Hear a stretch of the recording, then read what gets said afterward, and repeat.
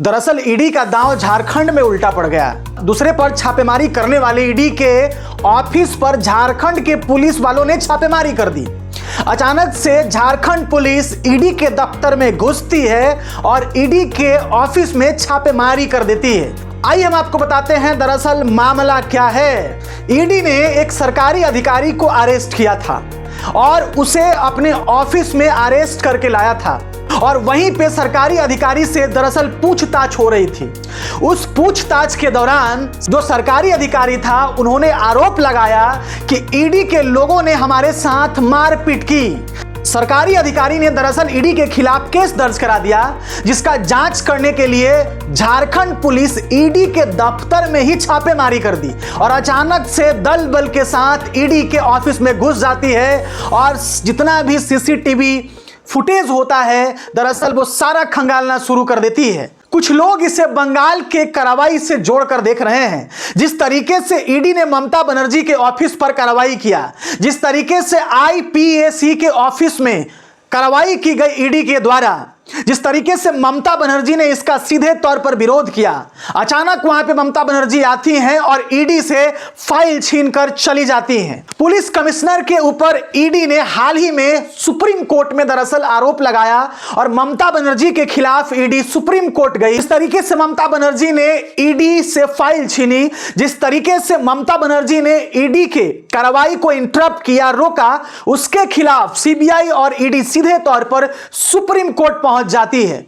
Supreme court में दलील दी गई दोनों तरफ से। सरकार के वकील भी सामने आए और ममता बनर्जी के तरफ से मनु सिंघवी, कपिल सिब्बल दलील दे रहे थे। कपिल सिब्बल ने सुप्रीम कोर्ट में कहा कि सीबीआई और ईडी बदले की भावना से बंगाल में कार्रवाई कर रही है। जहां जहां चुनाव होता है ईडी वहां पे पहुंच जाती है और वहां की सरकार को डिस्टर्ब करने की कोशिश करती है, विपक्ष के खिलाफ कार्रवाई करती है और जहां जहां विपक्ष का राज होता है वहीं पे बदले की भावना से ईडी और सीबीआई कार्रवाई करती है।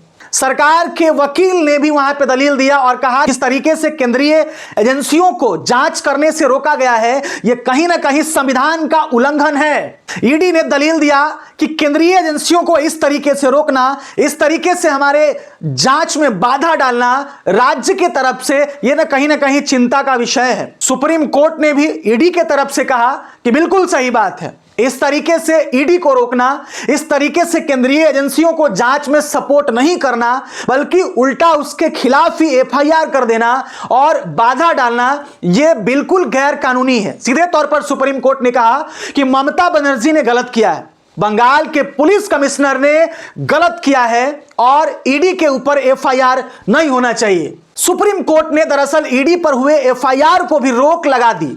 ईडी पर हुए एफआईआर को भी रोकने की बात कही और उसको रद्द करने की बात कही और सुप्रीम कोर्ट ने सीधे तौर पर कहा कि ममता बनर्जी और उनके जो पुलिस कमिश्नर हैं और वहां का जो प्रशासन है उन लोगों ने ईडी के साथ लिटरली दुर्व्यवहार किया है, ऐसा नहीं करना चाहिए था। ईडी के वकील ने कहा कि माय लॉर्ड, दरअसल हम मनी लॉन्ड्रिंग की जांच करने गए थे, हम कोयला स्कैम का जांच करने गए थे।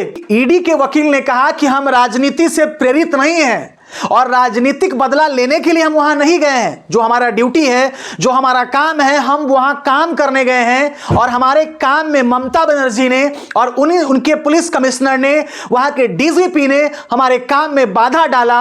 हम इससे काफी ज्यादा दुखित हैं, हम इससे काफी ज्यादा परेशान हैं कि उन लोगों ने मिलकर के दरअसल नियमों को तोड़ा है, नियमों का उल्लंघन किया है।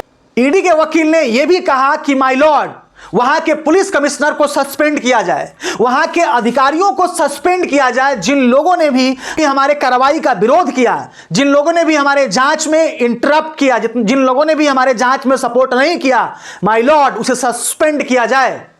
इसी बात पर सुप्रीम कोर्ट ने ममता बनर्जी को और दरअसल बंगाल के पुलिस कमिश्नर को नोटिस जारी कर 2 हफ्तों में जवाब मांगा है और कहा है कि आपने ऐसा क्यों किया, क्या है कारण, जवाब दीजिए और बताइए कि आपने ईडी को जांच करने से क्यों रोका, आपने सीबीआई को जांच करने से क्यों रोका, आप इसका जवाब जल्दी दीजिए। बंगाल सरकार लगातार आरोप लगा रही है कि ईडी अमित शाह के इशारे पर, सीबीआई अमित शाह के इशारे पर बंगाल आ रही है और बंगाल में चुनाव होने वाले हैं, राजनीतिक बदला लेना चाहती है और हमें किसी भी कीमत पर बंगाल में चुनाव हराना चाहती है। हाल ही में आपने सुना होगा कि किस तरीके से बंगाल के मुख्यमंत्री ममता बनर्जी ने अमित शाह को चुनौती दिया था और कहा था कि यदि डायरेक्टली चुनाव नहीं जीतते हो तो क्यों आते हो बंगाल में, मत आया करो। प्रधानमंत्री मोदी से भी कहा था कि आपके गृह मंत्री दरअसल नॉटी हैं और अपने गृह मंत्री को जरा कंट्रोल करिए, ये अच्छी बात नहीं है। तो ममता बनर्जी भी हमलावर दिख रही हैं और ईडी और सीबीआई इन दिनों बंगाल में एक्टिव हो चुका है। जिस तरीके से अलग अलग राज्यों में सीबीआई ईडी चुनाव के दौरान एक्टिव हो जाती है, दरअसल उसी के जैसा इस बार भी बंगाल में ईडी और सीबीआई एक बार फिर से एक्टिव हो चुका है और लगातार राज्य में जाकर मनी लॉन्ड्रिंग का हवाला देकर, कोल स्कैम का हवाला देकर अलग अलग ऑफिसेस में जाकर के छापेमारी कर रही है। बाकी इस केस के बारे में आप क्या सोचते हैं, अपनी प्रतिक्रिया जरूर दीजिएगा। जो कार्रवाई ईडी कर रही है क्या वो सही है? जो कार्रवाई सीबीआई के द्वारा बंगाल में किया जा रहा है क्या यह सही है? इसके बारे में आप क्या सोचते हैं? क्या यह राजनीति से प्रेरित लगता है या ईडी सीबीआई स्वतंत्र रूप से अपना काम कर रही है, अपना ड्यूटी कर रही है? आपकी क्या है प्रतिक्रिया, जरूर दीजिए। आज के लिए इतना ही। जय हिंद, जय भारत।